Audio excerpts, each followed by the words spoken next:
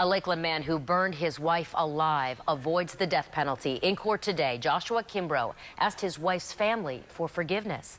Our Jacqueline Ingles was the only reporter the family spoke to. She joins us live with what was a very emotional day for them. Jacqueline. Right now, Megan Kimbrough's father is on a plane headed back to Indiana, but he hopes that what he wrote in this 4-page letter to his daughter's killer will serve as a reminder to Kimbrough that Megan's family will never forget what he did. And I'm sentencing you to term of incarceration of life imprisonment without any opportunity for parole. It's not the punishment Teddy Lawhorn wanted for the man who took his beautiful blue-eyed daughter and left her like this, unrecognizable. He didn't just take my daughter away. Lawhorn spent the last 18 months thinking of just what he would say to his daughter's killer. He filled 4 pages writing, "I would rather be sitting across from you, watching you in a chair, watching you shake and burn from the inside out." The time to confront his son-in-law, Joshua Kimbrough, face to face came this morning in a Polk County courtroom and did not go as planned. Armed with photos of his daughter during happier times, Lawhorn became so overwhelmed he only uttered a sentence, and it was not even to Kimbrough. It was to the judge. Preys on women. You know, what he done's wrong.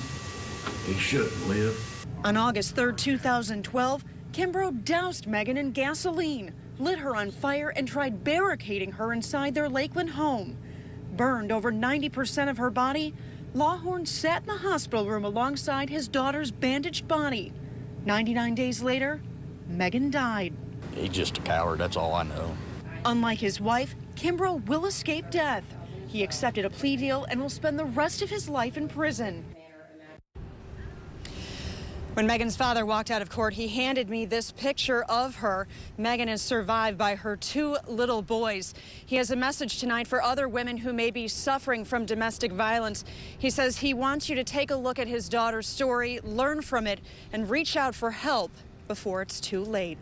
Live tonight in Polk County, Jacqueline Ingles, ABC Action News. Rescue workers were called out to multiple neighborhoods tonight, and we continue our team coverage with Jacqueline Ingles. She's live in Haines City with more tonight. Jacqueline.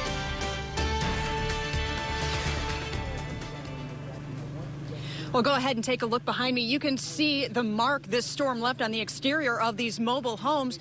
But I want to go ahead and show you what these folks are up against when it comes to inside. You can see the carpet in this home just soaked with rainwater.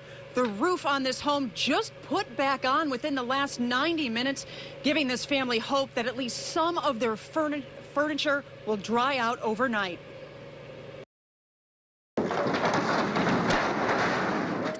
Like a can opener, doesn't it? Roofs peeled back like lids on a can. House fans now taking up residence on the front lawn. I wouldn't call it a train. I would say it was more like a huge roar, and I thought, Lord. Whipping wind and rain playing a game of hopscotch around Haines City tonight, damaging 17 mobile homes. The hardest hit? These homes off Powerline Drive in the Davenport RV Park. And it kind of skipped. It hit 2 up at the very top of the street. No one was hurt, and residents are able to stay in their homes tonight.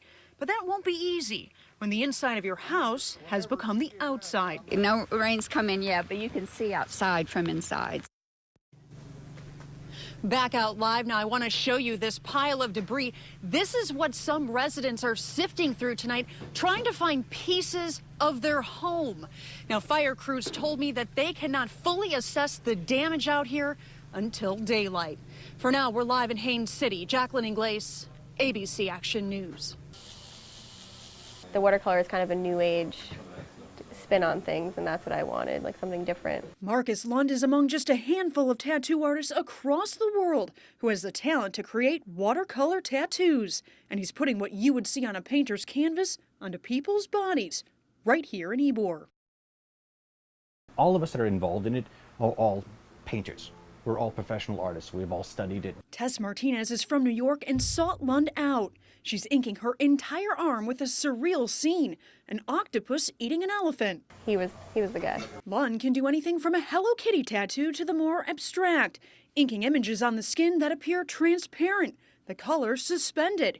even recreating the textures of a paintbrush stroke. You have to know where your highs and lows are, because you have bristles that are going to be hitting and bristles that aren't going to be hitting when you're pushing basically the brush across. But Lund is not using a real brush or stencils, just a tattoo gun and his imagination. He isn't using a special ink either, making this technique very difficult. So few can do it, his striking work landed him on the pop culture site BuzzFeed. I'll sit at home with the watercolor and water and paper and just sit there and pull streaks and do little abstractions so I can see how it's physically done. His continuous studying of the technique is what's drawing people's eyes to his work and into his chair.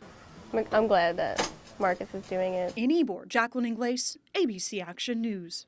Tonight, people are gathering in Safety Harbor, holding a vigil for 15-year-old Catherine Bronken and her father, Jeffrey Bronken. Yeah, they were headed to Florida for a spring break weekend, but died when the father's plane crashed in Clearwater just a few miles from the airport. Our Jacqueline Ingles joins us live in Safety Harbor, where they're being remembered. Jacqueline? Strangers gathering at this gazebo in Safety Harbor, sending a heartfelt and sympathetic message tonight to the Bronken family of Chicago. The arms of all those here are around you tonight.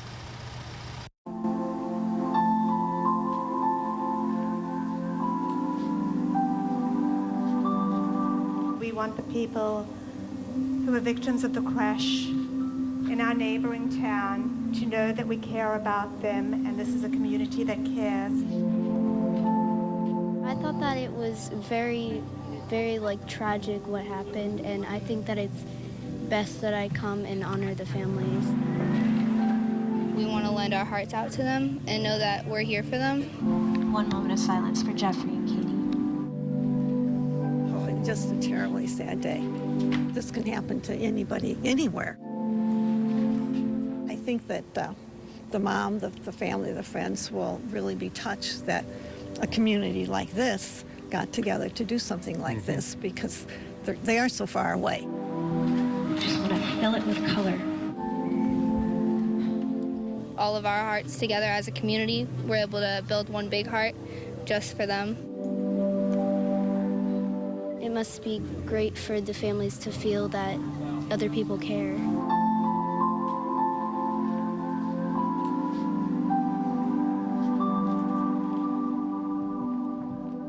Our Jacqueline Ingles was the first one to bring you this story, and she joins us live tonight. Jacqueline? Well, inside this federal courtroom just a few minutes ago, I looked on as the judge looked John Weldon square in the eye, told him what he did was evil. He called him a coward and told him that because of all of this, he needed to make an example out of him, ultimately giving him 13 years and 8 months behind bars. We did hear from that 29-year-old in court today. He did get up and give testimony, his voice shaking and begging for mercy. He said what he did was inexcusable. He was also somewhat on edge because the entire time he testified, Remy Jo Lee stood up and was staring him dead in the eye. We also had very emotional testimony from Lee today as well. She talked about how she was robbed of being a mother and went on to tell the courtroom how she had already named her unborn child Memphis. Now, I was the first reporter to break this story and to speak with Lee. When she came out of court this afternoon, she fell into my arms. You mind if we see the picture that you had? Why don't you hold it up for us? What is it of? This is my baby, Memphis, Remington Lee. Feel bad? Excuse me, ma'am. Of course. Of course you feel bad? Of course I'm remorseful for everything.